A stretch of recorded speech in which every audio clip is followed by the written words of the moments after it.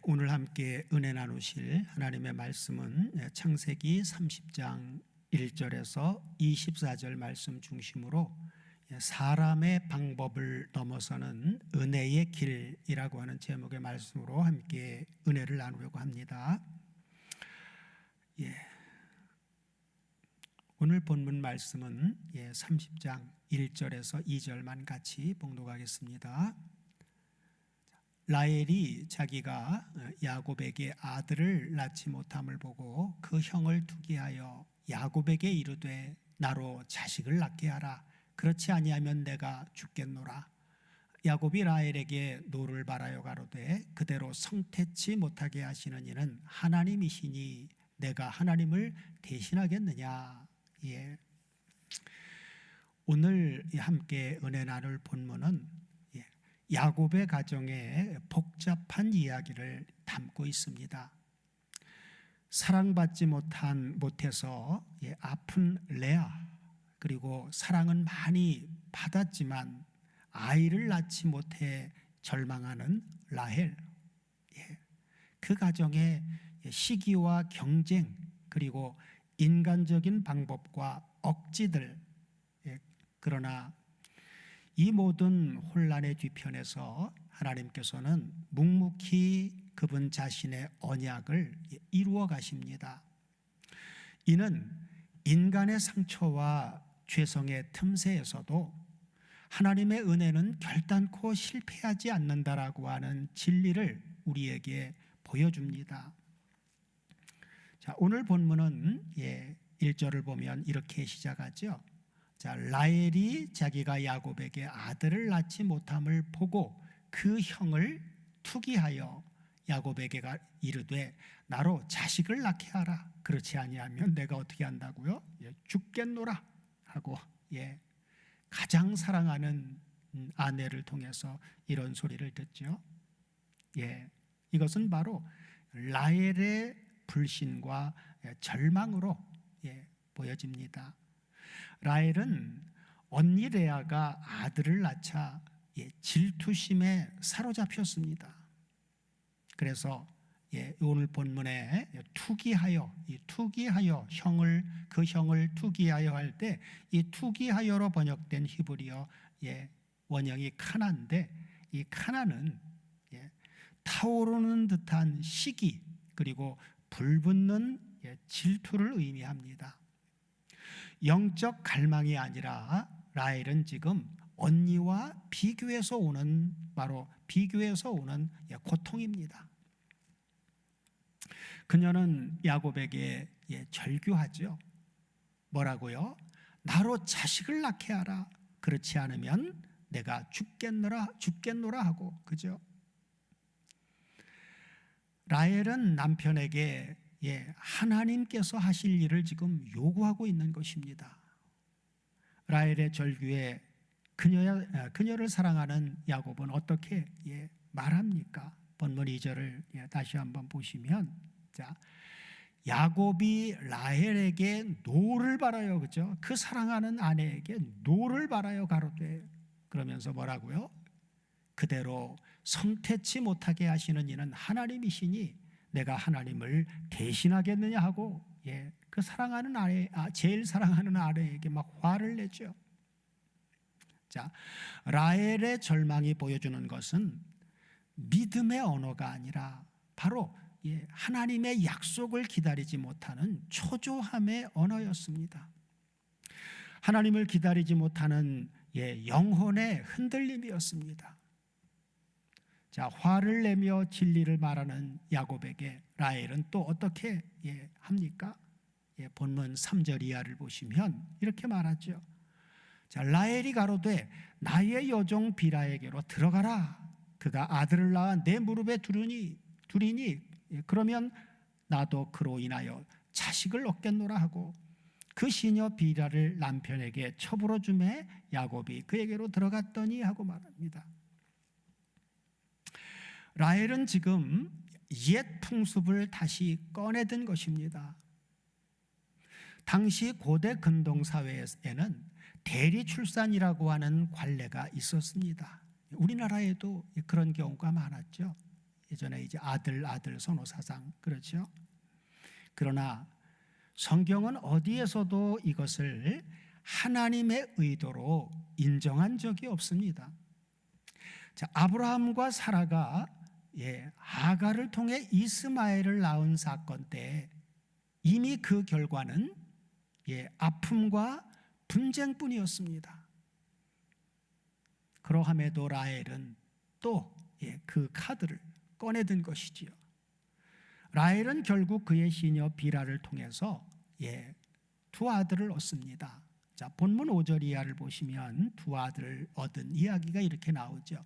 비라가 잉태하여 야곱에게 아들을 낳은지라 라헬이 가로되 하나님이 내 억울함을 푸시려고 내 소리를 들으사 응답해 주셨다, 이렇게 얘기하죠. 들으사 내게 아들을 주셨다 하고 이로 인하여 그 이름을 단이라 하였으며, 그죠? 단이라고 하는 이름, 하나님이 자신의 억울함을 푸시려고 자신의 소리를 들었다라고 하는 뜻에서 단이라고 이름을 졌어요. 그리고 7절 연결해서 보면 라헬의 시녀 비라가 다시 잉태하여 둘째 아들을 야곱에게 낳음에 라헬이 가로되 내가 형과 어떻게 했다고요? 크게 경쟁하여 이기었다 하고 그 이름을 납달리라 하였더라고 말합니다. 자, 단은 바로 자신의 억울함을 풀어주셨다라고 하는 개념에서 단은 심판이라고 하는 의미를 가지고 있고, 내 형과 크게 경쟁하여 이겼다 하고 이름한 이 납달리는 히브리어 나프탈리, 씨름인데 나는 크게 씨름하였다라고 하는 의미입니다. 이처럼 라헬의 시선은 하나님께 있지 않고 언니와의 질투, 경쟁, 질투, 시기, 여기에 있었습니다. 언니와의 경쟁에 있었죠. 자, 라헬의 경쟁 심리를 본 라헬의 언니 레아는 또 어떻게 합니까? 자, 본문 9절 이하를 보시면 레아가 자기의 생산이 멈춤을 보고 그 시녀 비라를 취하여 야곱에게 주어 첩을 삼게 하였더니 레아의 시녀 실바가 야곱에게 아들을 낳음에 레아가 가로되 복되도다 하고 그 이름을 가시라 하였으며, 레아의 시녀 실바가 둘째 아들을 야곱에게 낳음에 레아가 가로되 기쁘다 그러면서 모든 딸들이 나를 기쁜 자라 하리로다 하고 그 이름을 뭐라고요? 아셀이라 하였더라 하고 말씀합니다. 자, 가시라고 하는 이름은 행운이라고 하는 의미이고 아셀이라고 하는 이름은 기쁨이라고 하는 의미입니다. 그러나 레아가 말했던 이 기쁨은 하나님의 은혜를 알 때 오는 넘치는 기쁨이 아니라 경쟁에서 승리할 때 오는 아주 얕은 기쁨이었습니다. 이제 오늘 본문 14절은 합환체 사건으로 이제 전환이 됩니다. 자, 14절 다 같이 보시면 맥추 때에 루벤이 나가서 들에서 합환체를 얻어 어미 레아에게 드렸더니 라헬이 레아에게 이르되 형의 아들의 합환체를 청구하노라 그래요. 합환체가 이제 단수로 쓰였는데 원문을 보면 복수형으로 나오죠. 합환체들을 얻어 합환체들을 청구했다 그래요. 자, 여기 합환체라고 하는 말, 이건 한글 번역 성경의 합환체는 이제 한자의 의미인데, 이 합이라고 하는 말은 합할합, 그리고 이 환이라고 하는 말은 단어는 이제 기뻐할 환, 그런 의미이고 체는 풀체자입니다. 그래서 한글대로 이렇게 그대로 이제 해석하면 남녀를 화합하게 하는 풀이라고 하는 의미예요. 그러나 이제 이 합한체로 번역된 이 단어는 히브리어로는 두나임입니다. 두나임. 원문에 보면 두나임으로 나오는데, 이 두나임의 원형은 두다이예요. 두다이. 그래서 이 우리말로 합한체라고 번역된 이 단어가 히브리어 명칭은 두다이라고 하는 이 단어, 히브리어의 원래 그 명칭은 만드라임, 그리고 영어 명칭은 만드레이크라고 하는 식물입니다. 이 식물로 널리 알려진 식물인데 오늘날도 팔레스타인 지역에서 자라는 가지과 식물입니다. 제가 한번 우리 부목사님한테 보내준 걸 한번 영상을 보면 바로 이렇게 생긴 거예요. 이게 좌우축은 이제 그 모양을 이제 좀 그림으로, 실물은 아니고 그림으로 그린 것이고 가운데 있는 게 이제 실제 꽃입니다. 이렇게 생긴 꽃이에요. 그래서 외형을 보면 이제 가지과 특유의 넓은 잎을 가지고 있고, 그 다음에 보랏빛 꽃, 그리고 잘 자란 이 만드라라고 하는 이 두다이라고 하는 이제 만드라임이라고 하는 이 식물은 잘 자라면 이게 뿌리가 사람 모양으로 이렇게 이제 돼 있다고 합니다. 그래서 사람의 형상을 띤 뿌리 모양 때문에 고대에는 특별한 힘을 지닌 그런 식물로 여겨졌다고 합니다. 그래서 이 두다이 합환체의 고대 근동에서의 역사적으로 보면 고대 근동에서의 상징적인 의미는 고대 이스라엘을 포함한 근동 전통에서 이 두다이 합환체는 타산을 가져오는 식물로 여겼습니다. 고대 전승에서 이 합환체의 역할은 임신을 여자들의 임신을 돕는다라는 민간 신앙이 존재했었고, 그리고 사랑과 성적인 매력을 증가시키는 사랑의 묘약으로 여겨졌으며 고대 문헌에서도 바로 다산의 상징으로 이 식물이 등장을 합니다. 따라서 레아와 라헬이 바로 이 합한체를 얻기 위해 갈등을 겪은 것은 고대 상황을 고려하면 지극히 사람의 생각으로 보면 자연스러운 모습입니다. 성경에서 이 두다이 합한체라고 하는 이 단어는 어디에 등장할까요? 오늘 본문에 등장하고, 그리고 이제 예레미야서 24장에서는 이제 이것이 이제 무화과 광주리, 그래서 바구니의 개념으로 이제 인용이 되어졌고, 아가서 7장 3절을 보면 여기에서도 이제 합한체로 적용이 됐는데, 자, 다 같이 한번 보시면 아가서 7장 13절이요. 자, 다 같이 한번 보시면 합환체가 향기를 토하고 우리의 문 앞에는 각양 귀한 실과가 새것 묵은 것이 구비하였구나. 내가 나의 사랑하는 자 너를 위하여 쌓아둔 것이로다 하고 말해주고 있지요. 그래서 바로 이 두다이라고 하는 합한체가 성경에 3군데 딱 인용이 됐는데, 예레미야서 외에 오늘 본문과 바로 아가서는 모두가 다 사랑, 그리고 열정, 그리고 생식력과 관련된 문맥에서 사용되고 있지요. 자, 오늘 본문 맥락에서 합한체의 의미는 상황적으로 봤을 때 레아는 이미 여러 아들을 낳았으나 라헬은 오랫동안 불임으로 고통받았고, 그리고 당시 민간 신앙에서는 이 합한체가 임신을 돕는 약초로 여겨졌기 때문에 라헬이 레아에게 합한체를 얻으려고 했던 것이죠. 자, 여기서 핵심 포인트는 라헬은 합한체, 곧 사람의 방식을 통해서 자식을 얻으려고 했고, 레아는 야곱의 사랑을 얻으려고 합한체를 내어주면서 라헬과 거래를 한 것입니다.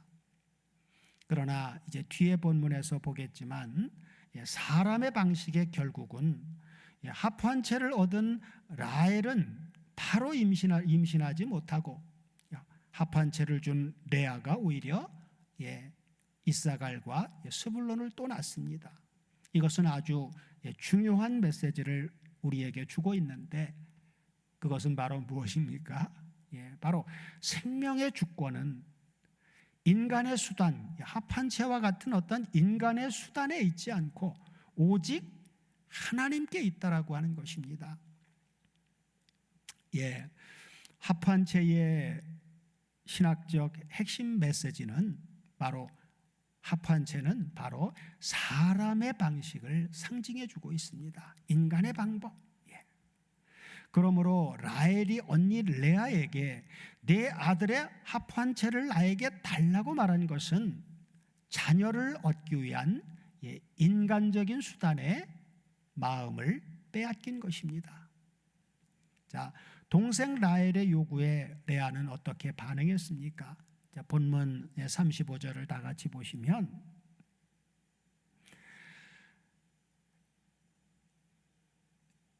본문 30장 35절이요. 창세기 30장 35절을 다 같이 보시면 35절이 아니라 15절이에요. 제가 35절을 얘기했는데 15절이요.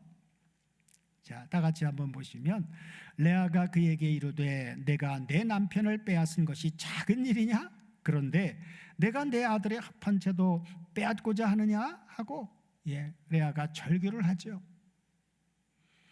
자, 여기서 우리는 레아의 상처 그리고 외로움, 남편을 향한 그 갈망, 남편의 사랑에 대한 그 갈망을 볼 수 있는 것이죠. 언니 레아의 남편에 대한 이 사랑의 갈망을 간파한 라헬은 어떻게 합니까? 뒤에 이어서 보면 그렇죠. 자, 그러면 라헬이 가로되 그러면 형의 아들의 합한체 대신에 오늘 밤에 내 남편이 형과 동침하리라 하니라 그래요. 그래서 라헬이 바로 거래를 하죠.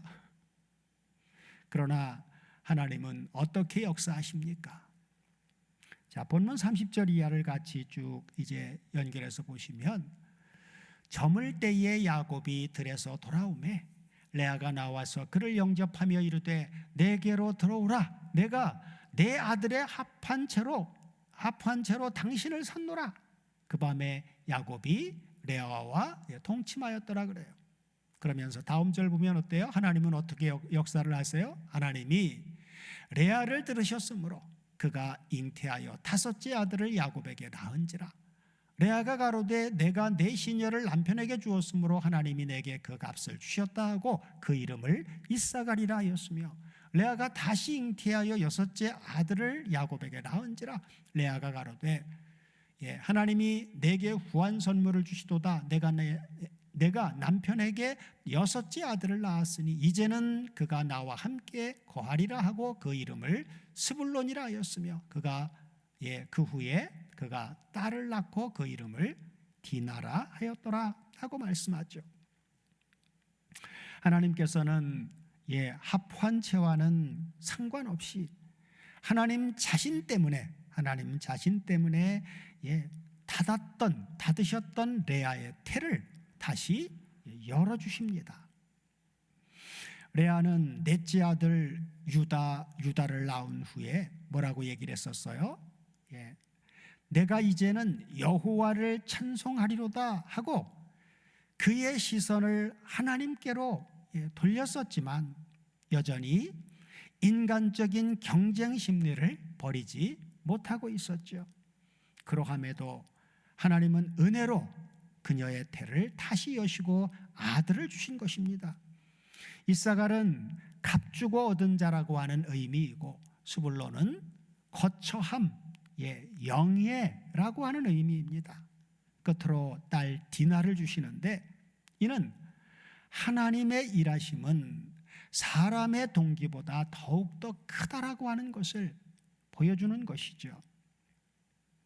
자, 오늘 본문을 여는 가장 중요한 문장은 바로 22절입니다. 자, 본문 22절을 다 같이 보시면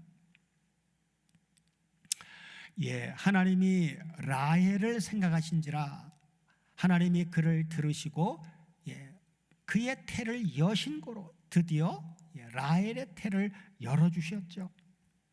그래서 라헬이 뭔가를 잘해서가 아니라 그죠? 하나님이 라헬을 생각하신지라 그렇게 시작을 해요. 라헬은 뭘 생각하셨을까요? 그죠? 라헬의 어떠함을 생각한 게 아니죠. 그래서 여기에 하나님이 라헬을 생각하신지라 할 때 이 생각하신지라라고 하는 부분을 원문을 통해서 보면 자, 히브리어 자카르라고 하는 단어입니다. 자카르. 히브리어 자카르는 기억하다라고 하는 의미로 하나님이 라헬을 기억하셨다는 것입니다. 자, 성경에서 이 자카르, 기억하다는 지식을 떠올리는 것이 아니라 언약을 따라 능력을 나타내기 시작하셨다는 의미입니다. 무엇을요? 언약을 따라, 하나님의 언약을 따라. 라헬이 아이를 얻은 것은 사람의 경쟁 또는 합환체, 이런 사람의 인간의 계획 때문이 아니라 하나님이 은혜로 개입하셨기 때문입니다. 자, 라헬은 얻은 아들의 이름을 무엇으로 짓습니까? 본문 23절을 보시면 이렇게 말씀해 주고 있죠. 라헬이 잉태하여 아들을 낳고 가로되 하나님이 나의 부끄러움을 씻으셨다 하고 그 이름을 요셉이라 하니 여호와는 다시 다른 아들을 내게 더하시기를 원하노라 함이었더라 하고 말씀해 주고 있죠. 자, 이처럼 라헬은 아들을 낳고 이름을 그가 더할 것이다 라고 하는 의미의 요셉이라고 부릅니다. 하나님의 은혜로 출생한 요셉은 우리가 알고 있듯이 어땠습니까? 훗날, 그렇죠? 훗날 하나님의 가문의 구원자, 그리고 하나님의 언약의 통로가 되어지죠. 이처럼 하나님은 인간의 혼란 속에서도 언약의 역사를 정확하게 진행해 나가십니다. 오늘 본문의 구속사적 의미는 무엇입니까? 그 첫째는 인간의 죄성, 인간의 경쟁 심리, 그리고 인간의 상처 속에서도 하나님은 하나님 자신의 언약을 굽히지 않으신다라고 하는 사실입니다. 야곱의 가정은 한마디로 혼란한 가정이었습니다. 그렇지만 그 가문에서 메시아의 길을 열어갈 지파들이 태어납니다. 자, 둘째는 하나님의 계획은 인간의 실패보다 더 크다는 것입니다. 사라와 하갈, 그리고 레아와 라헬, 그리고 두 여종의 이 끝없는 경쟁. 그러나 하나님은 그 어두운 틈을 통해서 요셉을 세우심으로 구속사의 길을 열어가십니다. 셋째는 요셉은 장차 오실 참된 요셉, 곧 그리스도의 예표의 인물이라고 하는 것입니다. 요셉이 형제들에게 버림받고 고난과 죽음의 자리로 내려갔다가 하나님의 높여주심으로 많은 사람을 살리는 구원자로 서게 된 것처럼 그리스도께서도 인간의 시기와 질투와 경쟁 속에서 죽음의 자리인 십자가에 버려졌지만 하나님께서 그분을 다시 살리시고 높이심으로 말미암아, 그런 주님으로 말미암아 무엇이 세워집니까? 하나님의 은혜의 집, 하나님의 은혜의 가정이 세워졌습니다. 자, 오늘 본문은 주님과 연합된 우리에게 어떻게 적용이 됩니까? 첫째는 비교와 경쟁을 멈추라고 하는 것입니다. 비교와 경쟁을 멈추라고 하는 거예요. 그건 다 아무 쓸데가 없습니다.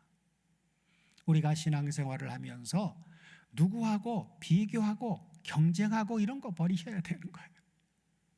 오늘 본문은 그것을 아주 적나라하게 보여주고 있죠. 자, 라헬과 레아의 상처는 결국 누가 인정을 받는가, 누가 더 사랑을 받는가의 문제였습니다.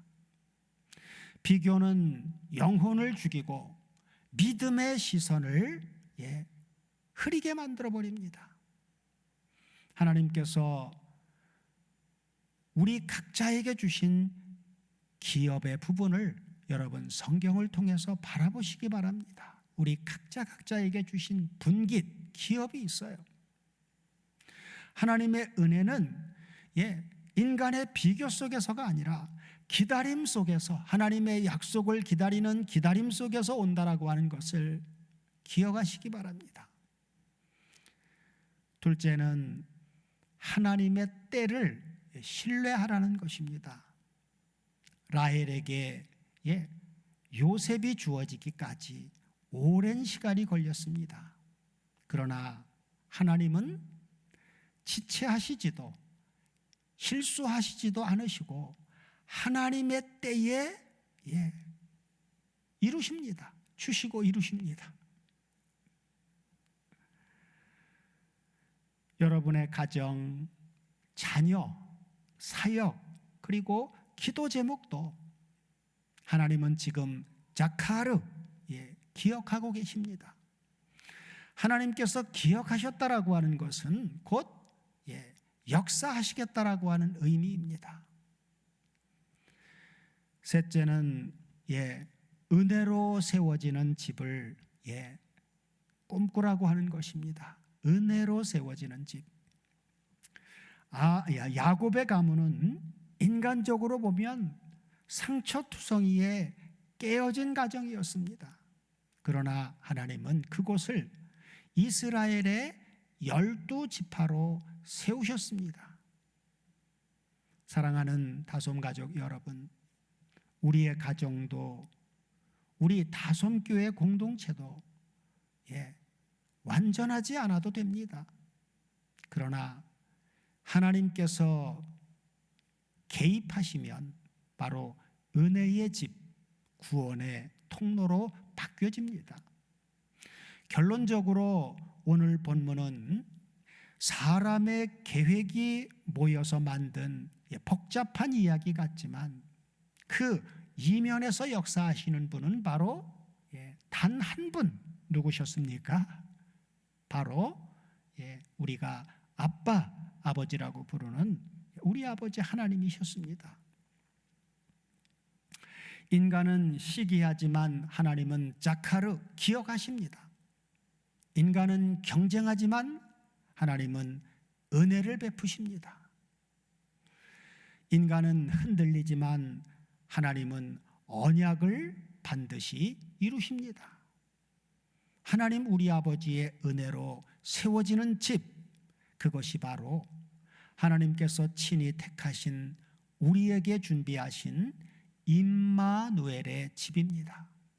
우리 모두로 야곱의 가정을 통해 신실하게 일하신 하나님 우리 아버지께서 우리의 연약함 속에서도 은혜의 길을 여시며 그분의 약속을 반드시 이루시는 영생의 축복을 우리로 하여금 날마다 누리게 해주시기를 우리 주 그리스도 예수의 이름으로 축원드립니다. 아멘.